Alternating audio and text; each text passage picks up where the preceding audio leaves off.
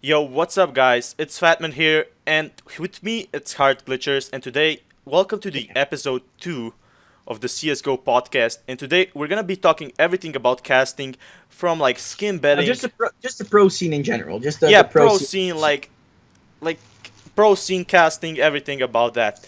So our topic is first gonna be like about skin betting, but then Mhm. we're gonna move onwards. So did you hear about like the skin betting in general? Yeah. I've done it a lot in the past. To be fair, I've betted a lot of my skins earlier on in the way. Like that was the OG gambling, right? The OG gambling was skin betting on like CS:GO Lounge. Wait, what's gambling? The OG, like the OG, like the old school. You Oh know, yeah, the yeah, first yeah. before gambling, like as it's known now, as it's known today, took place. You could only bet on matches, and that's how it started. That's where the interesting gambling game with CS:GO skins, One and that's like where all equals these all one these rip cases. CSGO Lounge. Sorry, Yeah. had to say that. Yeah, basically, skin betting is really dead after basically CSGO Lounge got banned. Now CS Esport had skin betting, and you know what happened?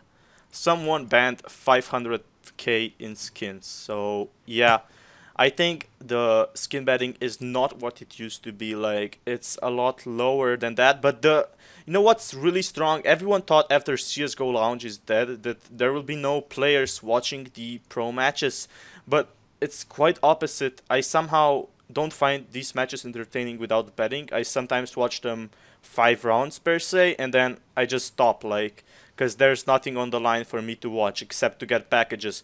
But on Mm, this PGL, they got like 400k people like easily, and yeah. No. It's a bit different than that. Let me just. For the yeah, big guys, there's no change. But for the smaller guys like me, because guys, if you don't know this, because you are Fat Man's fans, not mine, I'm hard glitchers, but I'm also a caster. I do gambling on YouTube, but that's totally my own. But I do also cast for companies, and quite big ones as well. I did it for 99 damage. I worked for Razer for a bit.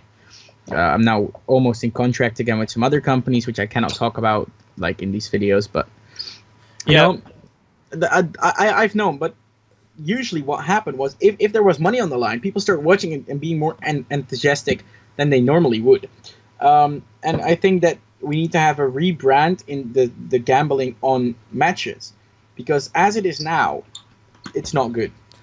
99 damage, I think, used to be one of the biggest, like, not the biggest, but the biggest of the smaller tournaments, basically. Yeah, Correct me if I'm wrong. yeah, no, it is. But you know, Debu, the guy who always casted those, I think so, yeah. I, he learned me how to cast. He taught me it. well, funny how the world is small. Yeah, I know a lot of casters, and some of the big ones follow me on Twitter, stuff like that. But believe me, if like for the smaller guys like me earlier on, doing the smaller type um, casting jobs, because basically you do get paid for it if you're a bit on the good side, but you do get paid. But these jobs, they went down a lot because there were a lot of smaller tournaments. And if you got like in contact with CS:GO Lounge or stuff like that, and your video was on there or your match was on there, you would get watched by at least 1,000 people, and people started betting on the match. So it would be more profitable for the organization, more profitable for Yeah. everything else. And match betting isn't illegal. It's been around for so long. Just look at football, soccer, League of everything, Legends, tennis. yeah. Not only gaming. I'm just saying. Besides gaming, before Everything, yeah. gaming was a thing, before esports was actually brought to life, gambling on like football matches and soccer matches was already big. There are already a lot of sites. Like in Holland, we have a few big ones. I know a lot of them, but I'm not gonna call them out. I'm not gonna shout names. I think the But biggest problem is like Valve's top 10 mistakes that they sent the season desist to CSGO Lounge. It basically killed the whole skin betting thing. it But killed the smaller streamers. It killed the yeah, smaller casters. like you. No, I got back up, But but yeah, it was a hit to take. It was a big hit to take because then, because before that, I did casting as not a job, but more as a hobby that was paid. But it was looking more like I could do it as a paid job later on, like part time slash full time. But for now, I can't. I do it just part time as fun. I am talking to some companies about actually getting a contract, but believe me when I say this, no. How Casting much were you paid? Sorry for interrupting you. How much were you actually paid like back in the CS:GO Lounge days? depends a lot, man, on what you think, on which map, which match, how many people were watching it. Back in the day, it was just like you get paid. Back in the day when CS:GO was like live, I got paid like small amounts just as a friendly, amount of money. Oh, So I did it for free, but these organizations were like, "Hey, thank you for casting. Here's a few bucks on your PayPal," right? But that's they how you send can. you like $3. No, it was more like 10 or Yeah, I 50 know, I for know. like a few maps or a few casts. But just saying, it was fun. You had a lot of Yeah, viewers, you had a lot of people to interact with, and that was the easiest platform to grow on as a caster. That's how I knew everyone I know now in the casting community. Everyone that paid me every once in a while to cast a match, that's how I know them. the thing All the is, way. sorry, the No, go, thing is, go. if you get a big as a caster, you don't only meet like other matches. You also go into like PGL tournaments for free, I think, right? It should be. No, Or like if you're hired as a caster, there. dude, How does that work? I cannot talk about this a lot, but I was offered a contract by ESL, and I have talked to you about this, but we're not going to get into Oh, detail because legal reasons. I don't want anything, yeah, happen. that's for the best. And for example, because it's on your channel, I don't think you want that either. But just saying, I was offered a contract by ESL, but I would not get into ESL, like ESL Cologne for free. There was no way. Yeah, probably. I still know the people, so there are a lot of people who got this year and last year uh, press cards upgraded to press, so they can go right in front, stand in front of the players, take great pictures. Like Zuri had the press card this year. Yeah, I saw that video. Yeah, it was a lot of fun. But I know people, so I could get them upgraded for that as well. That's not a big deal. But getting you like for free to the like in the event and to the event, that's not gonna happen unless you cast at the event. Yeah, that's what I meant. Like, If you need to cast at the event, then yeah. But sometimes it doesn't because I have done a LAN before. Not a lot of people know this, but I have done a LAN event before. I didn't know that. If you Google Sofia biggest stadium, yeah, you're googling it. Yeah, You see that big football stadium yeah, I see that. with over 40,000 seats? Yeah, That was my LAN area. what? Yeah, that was my LAN area. I did LAN there for Game Evolution with Gita, another. He's actually a professional caster. Back in the day, I was just a stand-in.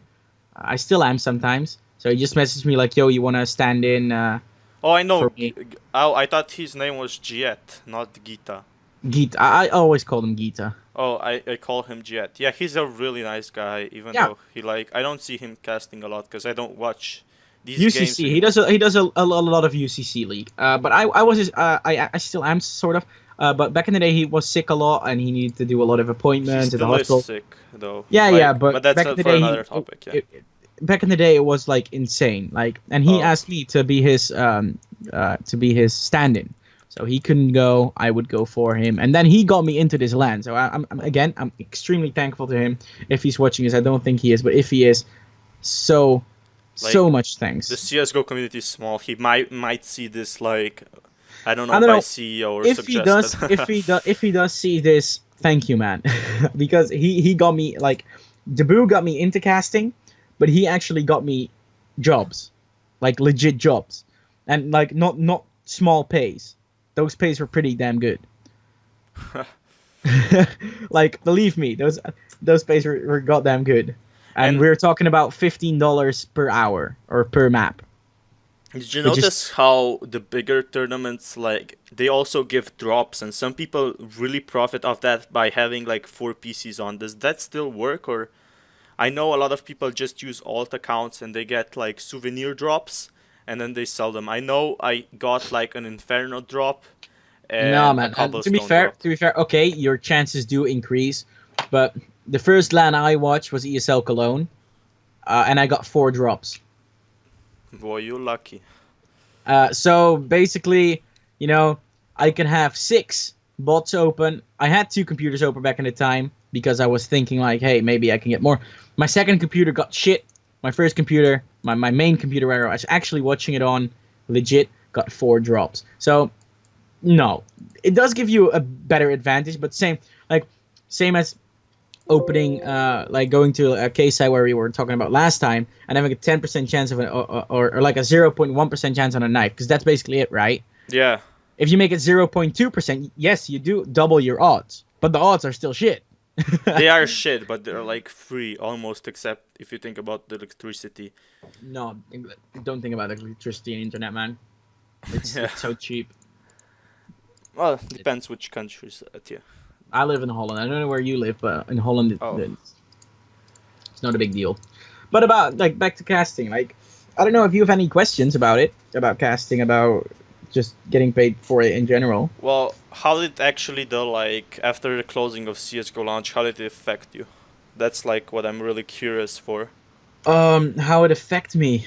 I wasn't big before that, so it wasn't a big deal for me. Of course, it hit me because I was like, damn, now I cannot, because that was a place to grow. That was the place to grow. So basically, that did hurt a little, right? But I wasn't like, there were casters back in the day that I liked, but they couldn't do anything anymore because they just got caught out, right? Yeah. They just stopped gambling and they just stopped doing everything in general just because. Just because CSGOLounge quit. Yeah.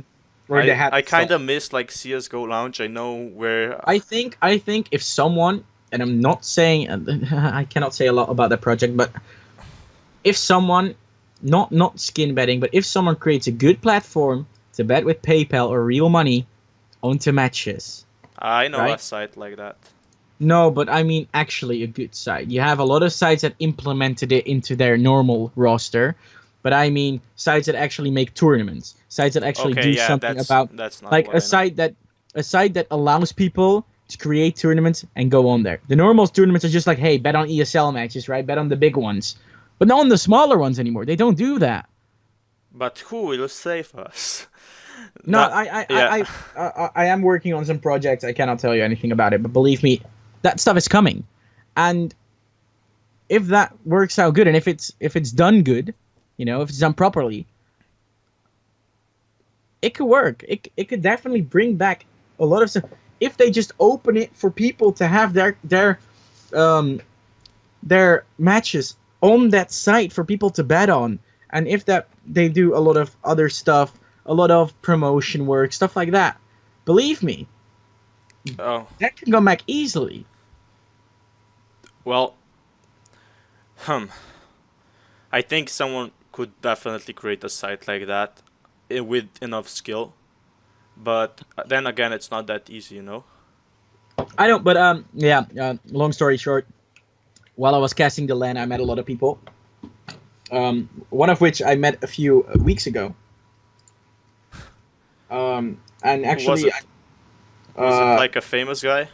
No, you don't know him. It was a guy that did that was owner of the or part of the organization that I worked for Game Evolution. Oh, you don't know, but it was a cool guy. He's a nice guy. I talked to him, and I'm probably gonna visit him soon in the summer vacation. I'm probably gonna fly out to Bulgaria. Whoa. to them, just to meet them and have fun and get some drinks with them.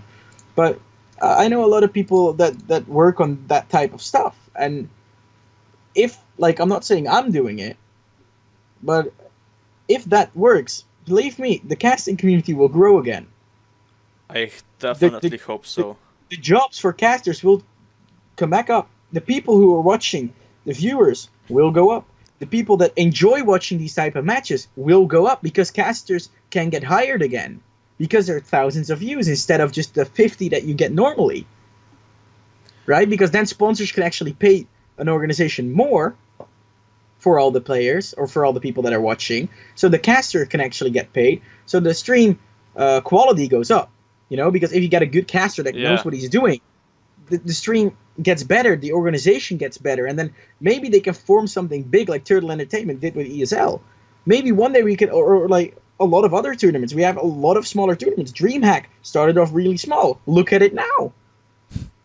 Like League of Legends doesn't have problem like that because they basically, right, they don't have a problem like that. You could be a caster there easily. I think so. But it's basically because they just have money gambling, and there are a lot of money gamblers probably on League of Legends. But the casting scene is probably very different right there. So you can't go from CSGO to League of Legends casting. You can. I mean, I think it's harder. Getting into League of Legends casting in general is 99% impossible. Because the players and the people that they have there, Shocks and all the others, those are just people that get hired for at least a few years. And they don't switch them around. In CSGO, you see a lot of caster talent being switched around, someone being put on the analyst desk and then back to the casting desk. And, you see people getting rotated a lot. And that gives a different aspect to every single match. But with League of Legends, they just have a standard set of casters. Don't get me wrong, I love to watch League of Legends, LCS, stuff like that. They do a tremendous good job on the production of it.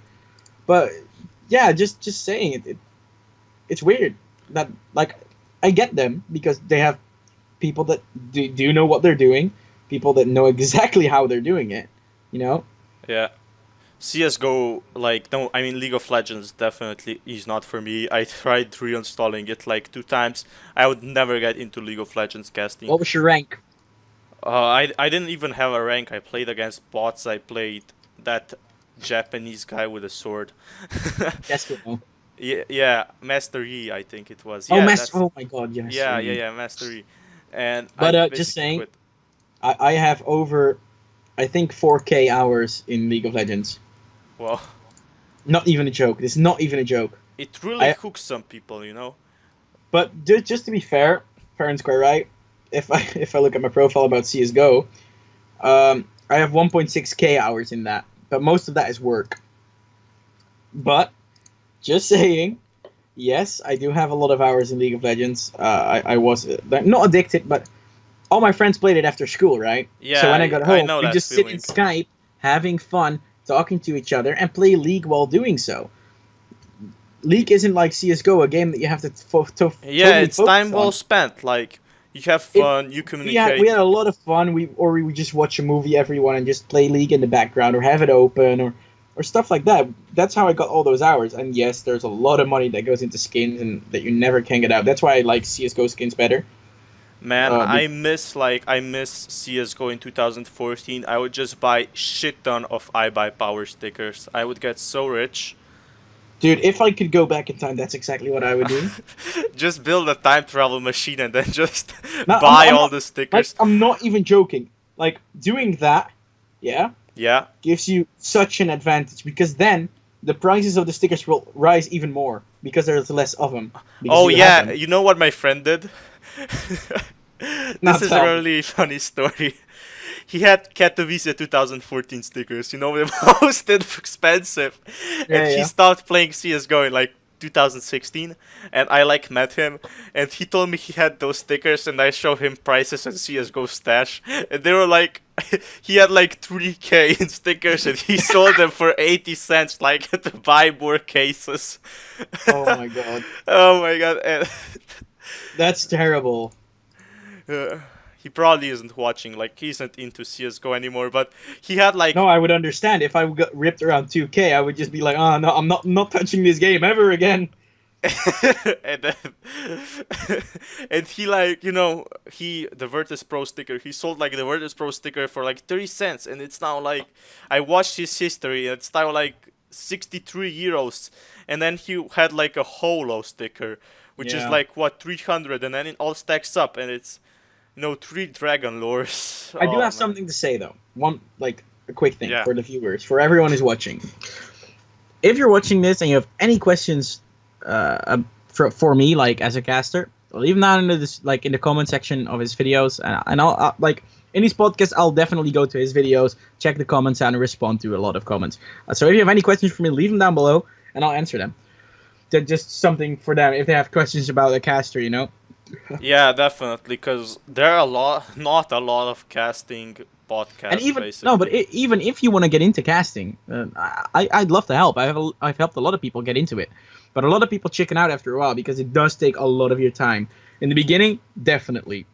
I think I'll never be a caster. I have like this huge wish if CSGO Lounge was this still alive, and now I just like Dude, I'm just saying, how you don't like, how I started casting. yeah, how I messaged, I emailed 99 Damage yeah if they have a spot open. They didn't. That was just me being ignorant, right? I would just send Yeah. a mail. I've never casted before. My English was just good. That's the only thing I had going for me. And then the boo said, send me some VODs. So I created some VODs. And then he started giving me tips and pointers to how to work, how to get better. And then all of a sudden, he said like, hey, we're doing Friday Night Bash. I don't know if you know, this is a German thing. yeah 99. Yeah, I know that. The Aces Friday Night Bash. But I was the English caster for that. Of course, we didn't have many views because it was a German tournament. Everyone was Yeah. watching the German casters do it because that cast was professional. I was just doing it on my own, right? And Yeah. it was a German tournament, so Germans will watch the German stream because it's more fun for them. But I did have like 10 viewers, but I did that for 6 months straight. Every Friday, I got home after my internship, turned on my computer, put every software on, went downstairs, yeah, made myself dinner while the stream was already running with music, then ate the dinner at my computer and started casting until like 2 or 3 at night. Yeah, I think like Twitch I did that is for not for me. 6 months straight before I got my first actual casting job, still unpaid, but still until I got noticed, until I had something to show to people. Yo guys, I'm gonna be breaking it up here. This is gonna be the episode 2. Thank you for watching, liking, and subbing. And it's been a lot of fun with me and HardGlitcher. Be sure to check it out. And yeah, it was really fun, but I have to keep it for another topic because basically I made 2 parts and you're gonna see the next part next week. So hit that like button. And in the name of me and HardGlitchers, thank you so much for watching the video. This is Fatman signing out.